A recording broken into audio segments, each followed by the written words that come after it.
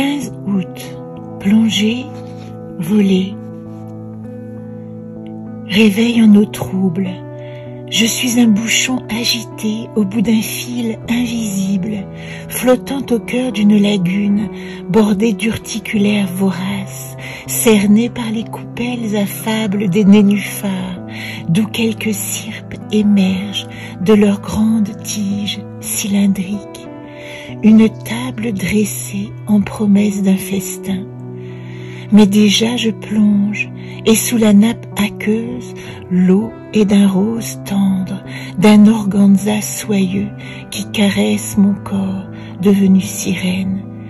Je m'enfonce plus encore, tandis que l'abîme s'éclaire à la lumière d'un soleil retourné. Mes branchies gonflées d'air se déploient en empennes emplumées. Mon corps devient léger, l'espace évaporé, et me voici oiseau dans ce grand ciel d'été, dans le doux paysage, paisible et rassasié.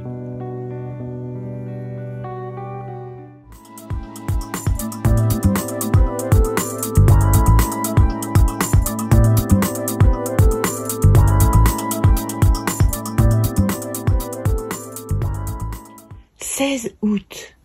La joie vive en désordre. Hier, j'ai parcouru le monde. Un ticket pour une journée all inclusive qui s'est offerte sans crier gare.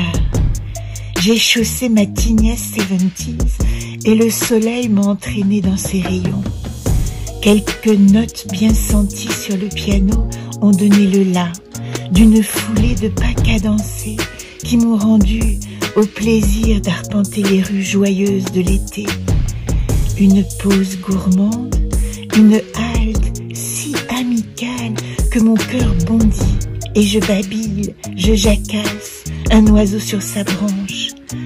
La journée entière s'est improvisée allègre, charmante.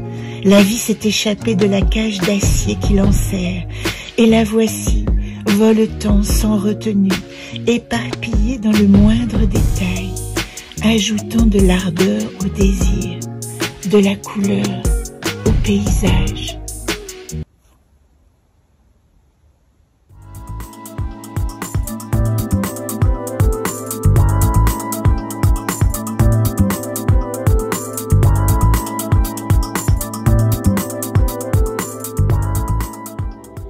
« 17 août. Les mondes spatio-temporels. Accroché à ma ceinture stellaire, un trousseau de clés tintinabule, alors que je déambule à travers le labyrinthe des mondes d'hier et de demain. Chaque porte cadenassée offre une serrure, prête à se débloquer au cliquetis de l'émotion qui la maintient verrouillée. Gardienne des anamnèses, la peur, la nostalgie, la rancœur m'emportent dans des contrées lointaines de temps passés que j'ai oublié d'oublier. Revenu de ces hier, l'inquiétude, l'impatience et la faim me propulsent en avant, si loin dans des demain que j'en égare ma propre existence. Et puis, il y a cet instant où, rompu de ces pérégrinations, l'épuisement, le délassement, le relâchement ouvrent grand les portes de mon royaume, le temple de l'ici et maintenant.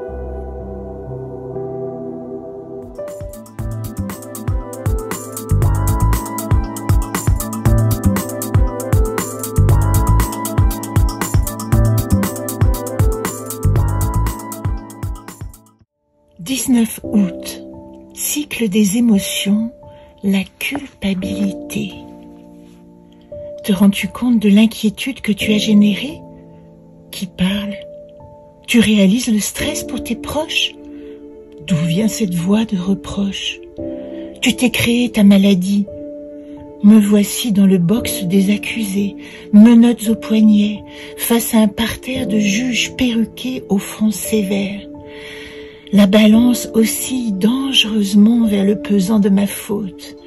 torturer ainsi mon esprit de pensées mortifères, affaiblir mon âme, user d'émotions délétères, ouvrir ma chair à de nocives invasions. Le tribunal de mon inconscient me juge et me condamne, et ma propre sentence soudain me libère. Oui, je me reconnais coupable d'un excès d'émotion, d'une nature sensible qui accepte le risque d'éprouver la vérité, l'aventure hasardeuse de l'expérience humaine.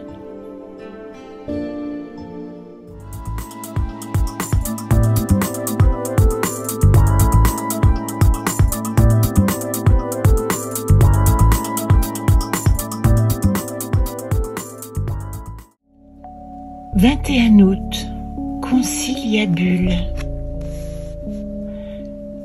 J'émets des sons, je crée des formes et des formules, je chante mes visions dans des langues inventées, je baragouine, je charabia des substances volatiles qui se frayent un passage parmi les sourdes oreilles et les images de papier. J'essaie de dire ma vérité, de transcrire les messages codés qui s'amoncellent, à m'étouffer sous les secrets à révéler. Je porte ma parole comme un oriflamme chahuté par des brises plus sonores dans la cacophonie d'une rêve-partie où chacun dit « Mais où est l'espace parmi les mots, le blanc silence entre les notes où se dépose délicatement l'harmonie, le gracieux bémol de l'attention, le joli dièse de l'entendement, où est la clé de la porte qui ouvre à l'échange et au partage. »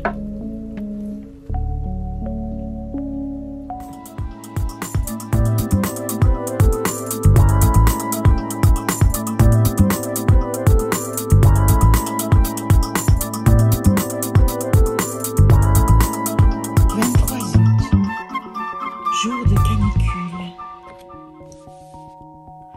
Au premier jour de la matière, la terre ressemble à un formidable brasier dont l'incandescence illumine les plus reculés recoins de la galaxie. Dans ces jours de canicule qui génèrent des nuits de surchauffe, la chair transpire, l'âme halète, le cerveau bouillonne. Tous trois en friction, échauffés jusqu'à l'exaspération, enflamment leurs ultimes vanités sur le bûcher des prétentions obsolètes. Dans cet harassement tripartite, les dernières larmes s'évaporent, fondent les alarmes comme les lames que l'on croyait d'acier trempées. La chaleur apprivoisée, s'installe une langueur attiédie par l'aube qui s'annonce.